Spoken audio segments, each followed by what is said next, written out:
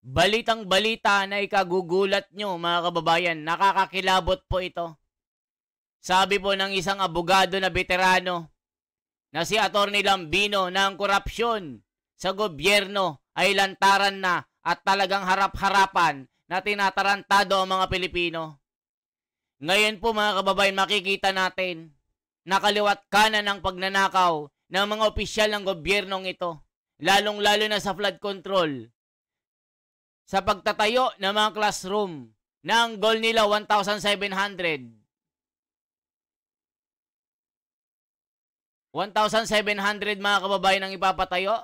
Tapos 22 lang ang naipatayo ng mga tarantadong ito. Yun yung mga sinasabi ng comment. Nagmumura na sila. Pati mga business sectors, mga negosyante, mga oligarko, umaalma na rin sa kawalan ng hustisya, sa korupsyon na nangyayari sa bansa. Mga retiradong general, mga ex-marine, scout ranger, mga pulis, yung ilan doon nagresignan na sa sama ng loob. Nagrereklamo na rin. Dinadamdam po ang korupsyon. Tapos ang tax natin gusto pang taasan ng mga kupal na ito para may maibulsa na naman. Mula 6% hanggang 10%, itataas daw, sabi ni Ralph Recto na kupal. Yan din ang sabi ni Ted Filon, saan ka kumukuha ng sobrang kapal ng mukha mo? Ralph Recto. Ngayon po, mga kababayan, nagrarally po kaliwat kanan ang mga taong bayan na gustong makakita ng hustisya, gustong makakita ng tunay para lang makita natin kung merong ginagawa ang gobyernong ito na hulihin ang mga magnanakaw. Yun nga lang mga kababayan, pinagtatakpan nila. Mula dito sa Blue Ribbon Committee, nasa simula, tiwalang-tiwala tayo na matutumbok kung sino ang mga magnanakaw sa pamamagitan ng liderato ni Senador Marcoleta. Pero anong nangyari? Pinalitan ng mga kawatan. Ping Lacson, Tito Soto, ginawang itbulagaan ang Senado, nawalan ng respeto ang taong bayan. Ngayon po ang ICI naman pilit tinatago ang katotohanan. Tila may sekretong tinatago na ayaw malaman ng taong bayan.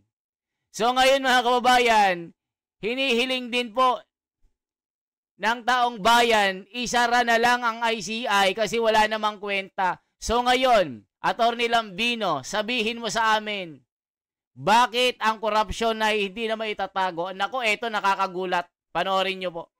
Hindi na nila ito mapagtatakpan, hindi na nila ito may tatago.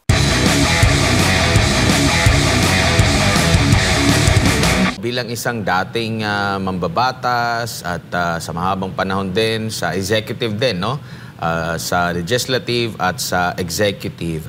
Gaano po kalawak po yung, o gaano kalawak, gaano kalaki ang kapangyarihan po ng executive, ng Office of the President, sa executive sa kabuuan po, kung ikukumpara sa Kongreso. Pagdating po dito sa pagbusisi, paghimay po sa budget po natin. Kasi parang meron kasing mga nagpo-Poncio Pilato na hugas kamay dito po sa issue ng korupsyon na parang wala silang kasalanan. Kumbaga, ang accountability ayaw nilang dalhin dahil hindi naman siya, walang pananagutan kumbaga. After kasi dito sa Kongreso, sa panukalang budget, hindi po ba dadaan po yan sa opisina ng Pangulo? Wala po bang kapangyarihan? Mababa po ba yung kapangyarihan? Maliit ba yung kapangyarihan ng Presidente para mahimay ng mabuti?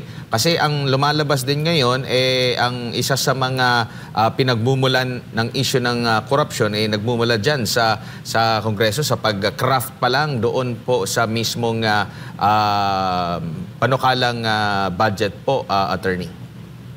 Iyon ang kanilang sinasabi para lalong malito ang ating mga kababayan o ang taong bayan na hindi nila kabisado o wala silang sapat na kaalaman sa paggawa ng Introducing the all-new Jollibee app. So nakikita nyo po mga kababayan, tila mahina ang kapangyarihan ng Pangulo. Para marisolba ang corruption na ito. Sabi nila, kailangan daw din siya ang managot dahil siya ang pumirma ng mga budget. Iyan ang sabi ni Saldico, mga kababayan, na ngayon ang gusto nilang mahuli lang si Saldico, pero yung mga kasama nilang malalaking buhaya, wala na. Sarado na. Gagawin nilang star witness. Naku, mga kababayan ko. Labo-labo na ito. Only in the Philippines na talagang sobrang corruption ng gobyernong ito. Magnanakaw. Grabe, mga kababayan ko. Isipin nyo, 2022 hanggang sa kasalukuyan yung pagnanakaw, ang balik nila 2016, gusto nilang habulin si Duterte, hindi naman siya yung magnanakaw. Gusto nilang patigilin si Sara Duterte, ipagurgur nila para hindi makatakbo sa 2028 sa presidential election. Gusto nilang makulong siya. Tignan nyo, kinakasuhan nila si Bongo na isang alliance ng mga Duterte. Pati si PRRD gustong kasuhan, nasa the Netherlands na. Si Trillanes, di ba yan yung dinakip ng mga pulis noon na nag-mutiny, lumaban sa government, na gustong mag-aklas sa mga Pilipino pero taliwas naman sa kanyang prinsipyo ang gusto ng taong bayan. So ngayon, tinitira nila mga Duterte. Nagkaso ng plunder itong si Trillanes. Pero sabi ng iba, baka siya pa ang unang makulong. Hala ka. Dahil yung kanyang bossing na dawit sa flood control, yun yung kanyang pinanser. Hala ka. Grabe pala ito, mga kababayan ko. ating pamahalaan o yung gagastusing pera ng ating pamahalaan. Ganito ang proseso, simple lamang yan. Umpisa yan sa tinatawag nating mga local development council sa barangay, sa munisipyo, sa probinsya. Meron tayong mga tinatawag na mga development council dyan. So lahat ng mga gastusin o mga proyekto na gusto nilang hain sa national government, dumadaan siya mga local development council. Tapos, papasok na yan sa Regional Development Council. Doon sa Regional Development Council, ando doon yung mga regional directors ng executive department, lahat ng mga ahensya ng national government, nasa RDC yung mga yan. Andiyan din yung kinatawan ng mga local governments, mga presidente ng City Mayors League, Municipal Mayors League, at saka yung governors, no? Yung mga governors ng mga rehiyon. Nandoon sila at umaatin sa regional development. At doon pinag-uusapan pa lang kung ano yung mga budget ng mga iba't ibang mga probinsya, iba't ibang mga munisipyo at syudad. At doon sa Regional Development Council, ay yung mga national government agencies, pagpalagay na natin, DPWH, sila ngayon ang mga ngasiwa tungkol sa mga proyektong ito. So ano ang mapagbabasyan sa bawat rehiyon? Iyon ngayon ay dadalhin sa Department of Budget Coordinating Council. Ito ngayon, nandiyan ang DBM, nandiyan din yung Finance, nandiyan din yung mga ibang ahensya dyan sa Budget Coordinating Council. Tapos, i-prepare nila ngayon itong National Expenditure Program o kaya tinatawag na NEP. Ito yung budget na final na i-prepare ng DBM at ng Office of the President. So lahat na kolekta nila, itong mga galing sa iba't ibang mga rehiyon, doon pa lamang sa RDC, doon sa mga rehiyon na yan, nagsisingit na itong mga tiwaling mga opisyal ng pamahalaan ng mga proyekto. Pati na rin yung mga mambabatas ay doon sa RDC nagsisingit na sila roon para maisama na doon sa NEP na tinatawag yung National Expenditure Program. At bago yan ilabas sa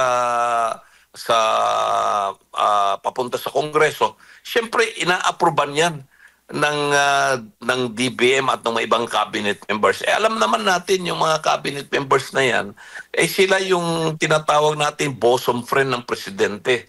Kung anong sasabihin ng mga cabinet members na yan, yun na rin ang sasabihin ng presidente. Maliban lamang kung babalik na rin ng presidente. At ipinipresenta yan sa presidente ng DBM bago dalhin yung kopya ng NEP sa House of Representatives. Pagdating doon sa House of Representatives, alam na natin magkakaroon ng mga committee hearings dyan, may mga babaguhin dyan, may mga insertions na namang magaganap dyan, etc. Pero ang kapangyarihan ng paggastos ng pamahalaan ay nasa executive department. Sa katunayan, dito sa umiiro na sistema natin, ay mas malawak yung power of the purse ng executive department. So yan mga kababayan, ano naman sinasabi ng mga komento? Check na natin. Garapalan na ito. Pag-cover up ng korupsyon, garapalan na rin. Di bali na masira ang political career nila. Huwag lang mabawi ang ninakaw at makulong. Ang isyo kaninong plano ito? Bakit nagkaganito? Mga puno, ugat, galamay. Paano na divide ang trilyon ng puno? Ugay-ugay, mga galamay sa buwatan ng korupsyon. At bakit nga from day 1 and up to now, di binisita ng BBM ang trillion budget? At sinabi pa niya na bakit naman bumagyo ay di naman panahon ng bagyo. Alalahanin nyo nga ang talumpati niya sa Luneta. Trillion pera di binisita ng Pangulo for 3 years. Hello! Dito pa lang may something na hanep. Ang ama sa mga anak dapat pag nagbigay ka ng pera, nakasubaybay ka sa kanila kung tama ba at nagamit nila sa ikabubuti na nila. Ibinayad ba nila sa matrikula nila? Ganon ang ama, nasusubaybayan, lalo na trilyon yan. Alam na ito. Alam na kanya-kanya. Yung matatalino, binobobo ang sarili, may tago lang ang puno, ugat, galamay, halaka. Mga kababayan ko. Diyos ko Lord, ano nang nangyayari sa Pilipinas? Puro korupsyon na ang nangyayari. Puro pagnanakaw, puro kawatan, puro pagsisinungaling ang nakikita natin mga kababayan ko. Grabe, 3 years na pagnanakaw. Nakakalungkot ito mga kababayan. Hindi na masikmura ng taong bayan ang ganitong sistema ng gobyerno. Sa buwatan, ugnayan ng magnanakaw, sindikato. Grabe mga kababayan ko. Classroom, 22 lang ang naipatayo. Nakakaiyak. 1,700 ang goal nila. Ang allotted budget, 22 lang ang naipatayo. Mga kupal. Mga kababayan ko, nakakayak. Gusto ko nang magmura dito sa galit. Kaysa sa House of Representatives o kaya ng Senado, kasi hindi katulad sa Amerika. Sa Amerika, pwedeng maparalyze ang executive department kung hindi ipasa ng House of Representatives yung budget ng isang partikular na ahensya ng gobyerno nila. Dito kasi sa Pilipinas, hindi mapaparalyze yung gobyerno o yung ahensya kasi kung hindi ipinasa yung kabuuang budget, ay meron tayong automatic appropriations na tinatawag. Ibig sabihin, kung ano yung budget ng nakaraang taon, automatic na pwedeng gamitin yung budget na yan. Let's say, for example, itong 2026 budget ay hindi ma-approvean by December of 2025, ay automatic magkakaroon ng appropriations yung gagamitin pa rin natin yung ceiling ng 2025 para tumakbo yung gobyerno. Sa Amerika kasi iba eh. Pag hindi inapprovean ng House of Representatives, bawat ahensya pwede lang i-paralyze yung isang particular na departamento o particular na ahensya para hindi makapag-operate kasi hindi nila inapprovean. Dito sa atin sa Pilipinas, walang nangyayaring ganon. So, ang katunayan, yung power of the first of yung kapangyarihan ng paggastos ng gobyerno ay nasa executive department. Kaya, imposibleng hindi alam ng presidente ng Pilipinas o ng Department of Budget and Management kung ano ang pinal na lumabas doon sa tinatawag nating GAA o bago maging GAA, yung Bicameral Conference Committee report na yan, ay bago pirmahan yan ng presidente, binubusisi yan ng Department of Budget and Management.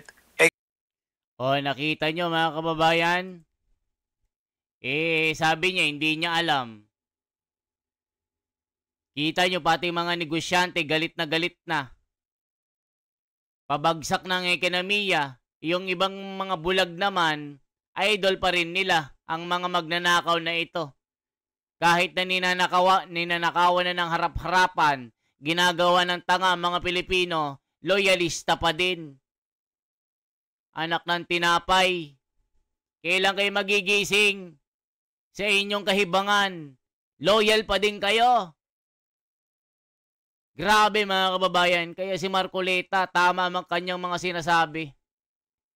Merong pinoprotektahan, merong tinatakpan ng ICI, pati mga humawak ng Blue Ribbon, Ping Lacson, Tito Soto. Kaya binasura nila ang Blue Ribbon Committee para hindi sila mabisto. Nabisto na nga, bibistuhin pa ni Marcoleta. Kaya mga kababayan ko, yan lamang po ang ating bahagi. Salamat po sa inyong pakikisuporta sa vlog na ito. Once again, ako si The Wonders Philippines. Isang like, isang share po at isang subscribe sa ating YouTube channel. Salamat po.